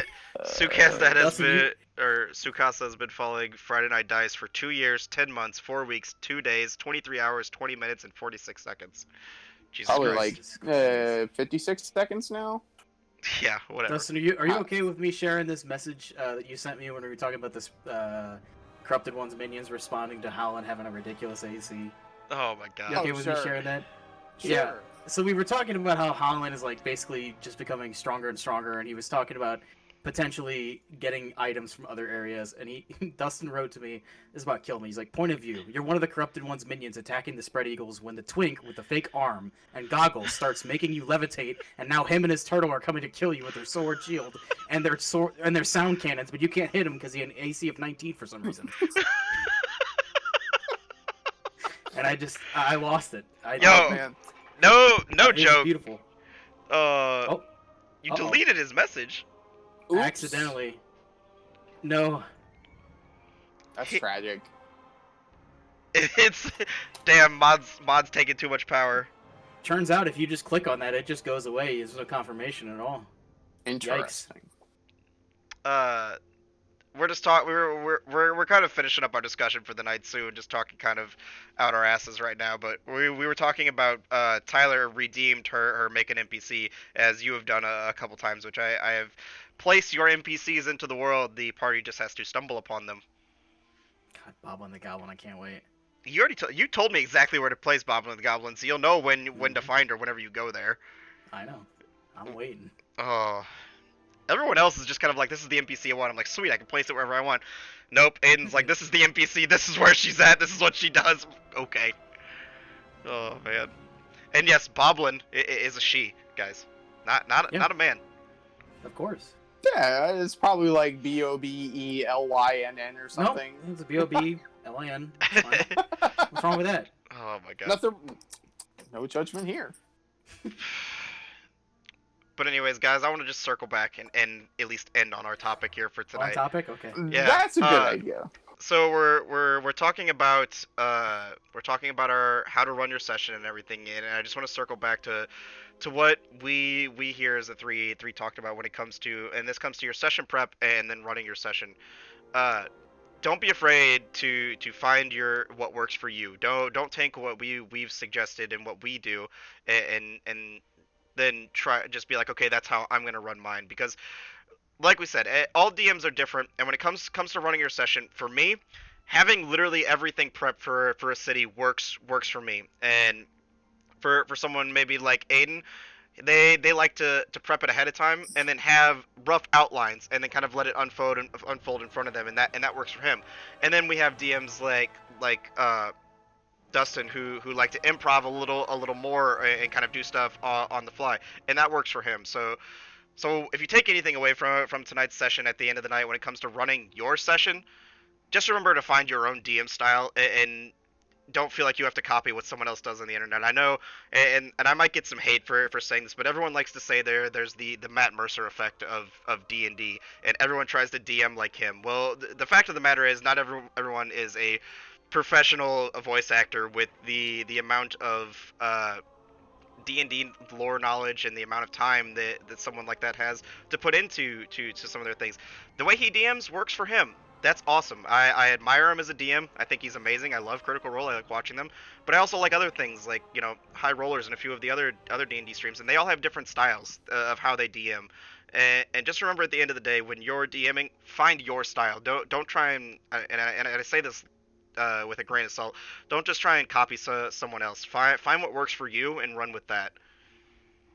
Well, the only thing I'll add is, and I probably am pretty guilty of doing this in places where it doesn't quite belong, but Friday Night Dice itself is a show. This is a show. Yeah, we play D&D, but don't for a minute think that I don't realize that cameras are rolling and that I need to introduce drama or elements that I otherwise wouldn't be introducing in a home game. And to touch on what Matt said, I can't agree more. Assuming your players are there for the right reasons and you're there for the right reasons, your players should be coming to your table, real or virtual, for you and your DMing style and your world, or maybe just the story. It all depends on what the context and the focus of your game is. If you guys want to run a whole game that's in a dungeon and your whole party is on board for that, that's why they're there. They're not there. Hopefully, they're not there to try to emulate something that really is a show. Friday Night Dice is a show. Critical Role is a show. Anything you see here on this platform is a show. Yeah. Your home game is unimaginably authentic in ways that a show can never be, and realistically non-performative in all the ways that a show isn't. Because it's all a performance. When you stilt yourself up and you put yourself out there, all the details, however minute, change ever so slightly. Oh yeah, absolutely. Because it's a performance. And your game at home and the group that you run for should be for you and your friends, and they should be there for you, and you should be running for them. That's simple. I don't think I'm saying anything new or revelatory here. It's real for sure. Quick, there's a question in chat from Sue. It says, question to the DMs: If you could have any celebrity in your D&D group, who would it be and why? This one's gonna sound real cheesy, but I always thought it would be, and I wouldn't say for a group, maybe just as like maybe a guest character. I always thought it would be fucking fun to have Sam Riegel as a guest character, because the amount of chaos that dude brings to the table just seems like it would be a fucking blast. Oh yeah, it would just seem like it would be a fucking blast. Besides I think that, just come up in there with like a handheld blender and just your whole world. Like, things. He doesn't care. And I just the amount of chaos that a character like someone who plays like that brings just seems like it would be a lot of fun to me. So I mean, I guess that's my first answer, but I could definitely come up with more if I had time to think about it. I'm trying to think, and it's hurting me. Celebrity to bring in for a D&D game. Oh, I got a real good one. God, what is her name? Mila Kunis would be fun to have in a D&D game because she plays a lot of WoW, and a lot of people don't know that, but she's really, really, really into playing WoW, and I think having her on to play D&D would be a really fun experience.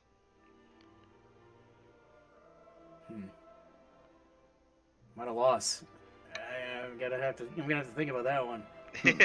we'll get back to you and have an answer for you. Too many celebrities, so that's kind of hard for me to. I mean, I kind of went for the easy answer, the one that everybody knows that's related to D&D. I think. Yeah, I mean, obviously, anybody from another tabletop show or anybody who's involved in the D&D realm would be an easy choice for sure. Yeah. I have no idea if he has any background in the game, but I think that it would probably be very entertaining to have Morgan Freeman as your DM. Dude, that voice. I don't think it could get much better than that. I'd fall asleep if he's narrating. Oh. Man. He said, sorry, don't mean to derail. I just wanted to ask a few questions since I just barely... Hey, no problem, Sue. No, that's fine. The chat questions can be entirely off. Chat questions will always supersede our discussions. And for those of you that are watching the VODs, I apologize. Catch us when we're live next time. Yeah, there you go. No, this is our singular moment to and not only have the other players come in and join chat if they can, but also for us to interact with chat because we don't get to during regular sessions. And that's what I said. And that's what I said last time. You know, when we're doing these discussions and we're live having these discussions, this is our chance to actually interact. And thank you guys for being here. Thank you guys for the bits, the subs, the follows, and those things, those small things that you do to support us, so that we can continue to share this with you guys, basically. Yeah, for sure. And just some small thanks that we throw out to you guys.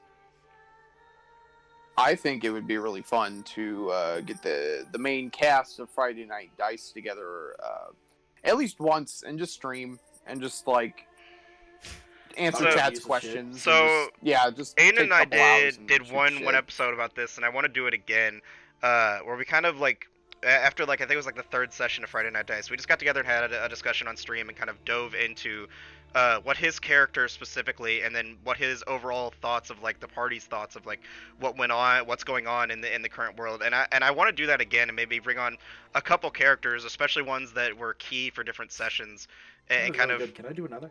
and kind of talk to them about maybe and I called it a deep dive, and I think maybe I'll stick with that or find another maybe find another football reference to make it thematic. But I really enjoyed that because for me as a DM, it gave me some insight to what the characters are thinking and how they're feeling with everything I've presented to them, and I try to ask for that feedback every now and then from them and go to them each personally, and I'm like, what's your character thinking at this current moment? Yeah, sure. I could easily. Do you? I could. Okay. I could before you go, Aiden. I would very much be very easy to sit there and just talk about what Hallen's been thinking for like an hour or several hours. You do recognize your WoW music, Sue. You are correct. But yeah, Aiden, with your celebrity who to our. I think for me, it would be, and I could be entirely off base here, and I wouldn't be shocked if I was. It'd be really interesting, I think, maybe to try to run a short adventure or like a one-shot, including Eva Green. I feel like because of the scope of movies she's been in, she's probably been in the realm or have played D&D maybe all the time or sometimes, and I feel like she would bring an attention to detail and an intensity that I don't think a lot of other actors or actresses might be willing and eager to bring. Yeah, that's me speaking from a 50,000 foot view of like having read articles and watched like a majority of her films, everywhere from like standard films that are out there, blockbusters that she's in, to like esoteric indie films that are just like mind wrangling spaghetti that you just don't understand. No, note on that. If any of you guys have heard your name that we've spoke about recently, consider this your formal invitation. Yeah, go for it. Sure, give me the time of day. I would be shocked. Yeah. Hey, go ahead and mess around with some dude from the Midwest. That's cool. Just gonna say, you never know. It's a strange world. Come on a halftime report if you want. Yeah, you got a couple hours to waste with a bunch of dudes who think they know what they're talking about. Welcome. Well, I never claimed to know what I was talking about. Oh, I fake it like I do. But anyways, guys, last week I know we ran real late. I'm trying to keep these a little shorter. For those of you that do go back and watch the VODs, I don't want you sitting through 30 seconds. I don't want you sitting back through listening to a bunch of us rant. That's why I'm trying to stay a little more on topic. But anyways, guys, that's all for tonight. We're gonna sign off. Those of you that are in chat, thanks for being here again. Thank you. Love having you guys here. You guys are awesome. Thanks for supporting us. Vader, Sue, Tyler, Aiden, Holland, Dustin, Big Mac Land, all you guys out there. Yeah, I see you out there, Big Mac lover. Thank you from the bottom of my heart as the DM and the showrunner here, guys. It means a lot to me, and I love seeing you guys here every time we go live. But that's all for tonight. We'll see you next time. Take care of yourself, guys. Peace.